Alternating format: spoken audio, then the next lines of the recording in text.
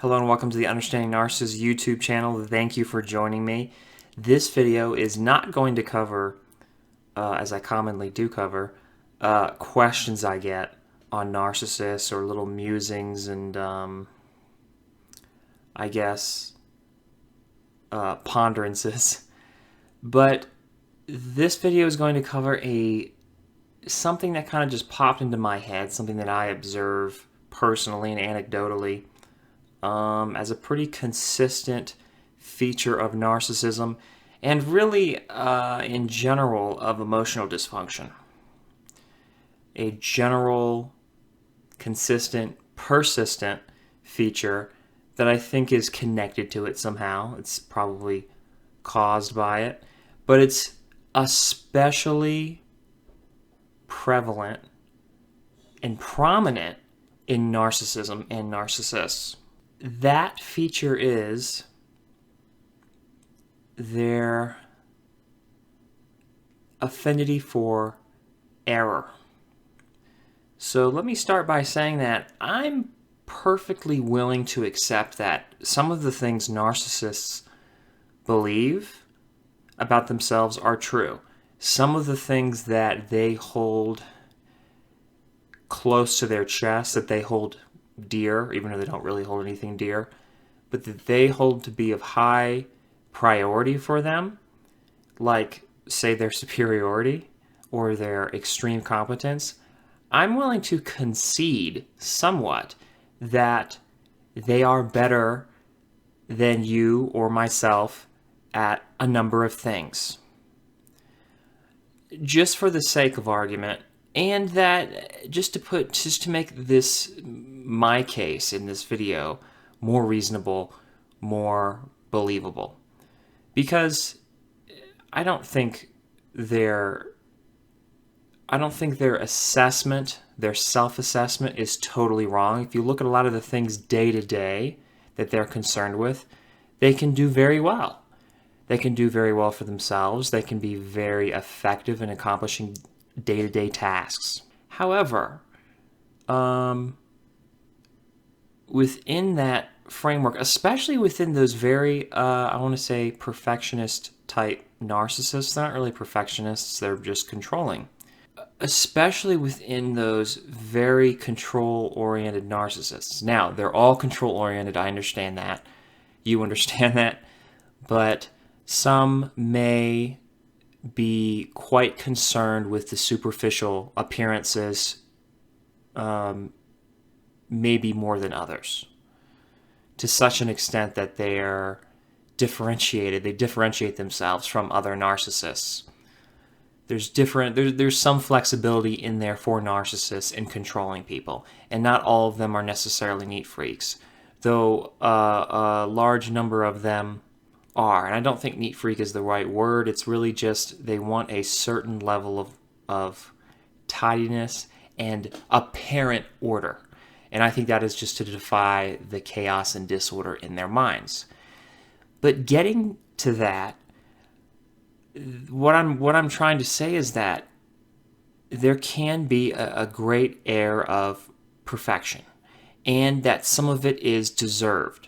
Some of it is accurate. They really do keep things together. They are very orderly and tidy and organized. However, we're all human, and we all make mistakes, and they make mistakes too. And my point is that when narcissists make mistakes, when emotionally dysfunctional people make mistakes too, but narcissists being emotionally dysfunctional are especially qualified, I feel like. They're especially prone to this, is that when they screw up big. When they bomb huge. And it's usually, I'm not trying to tempt fate here or jinx myself or knock on wood, but I mean, they really mess up when they do. And it's to such a degree that it's totally out of line with how competent they are in other things. It's such a major screw up. It's often completely and entirely unnecessary. It's something that maybe isn't easy to overlook. It's just that it's definitely outside of their radar. It's not just that they messed up, it's that their framework kind of asks for mistakes. That their day-to-day activities and the way they run their lives asks for mistakes. And it really allows this buildup of something bad happening that they're simply not going to deal with, and it's related to their narcissism and related to their so-called perfection, as I've described it.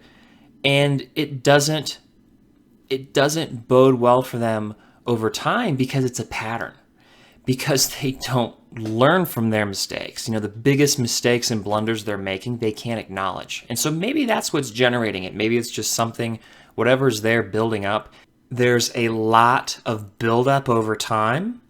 And so when it finally does blow up and erupt, there's a lot of blowback.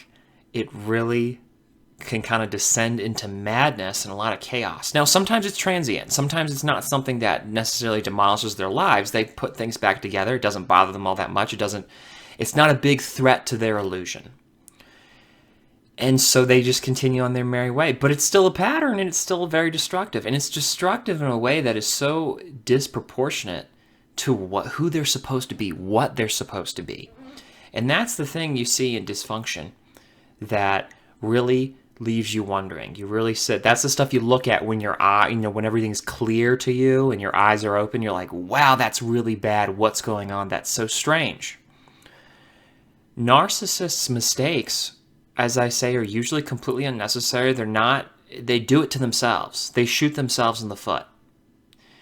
Now, I want to be clear that there's a wide range of things that they screw up on. But those things are more intimate with their disorder. When I talk about recovery and you getting better and pulling away from a narcissist, I talk about how they kind of inadvertently propel you towards recovery against their will because they can't help it, because their reaction, their instinct is to grab hold and use more force and try to control you further. They always do it. There's no exception. And when that happens, in the state that you're in, where you're aware and your eyes are open and you're watching them closely, it works against them. They can't seem to be able to conceive of that. They don't understand that. That's a huge blunder. That's a characteristic blunder. That's a pattern of mistake and error that is just inherent in their disorder. But I'm talking about stuff too that's not related to that. It's really that it's off of their radar. For instance, and I'll probably cover this in a different video, narcissists are terrible judges of character. Now, on the one hand, you think, well, wait, that can't be true. And then on the other hand, you think, well, of course that's true. Let's take the first hand. Well, you think, well, they're such superb manipulators. Aren't they able to read people to figure out who they can manipulate most easily? Kind of. It's kind of a passive process. It's not really one they sit and think out all that much. It's kind of what just works.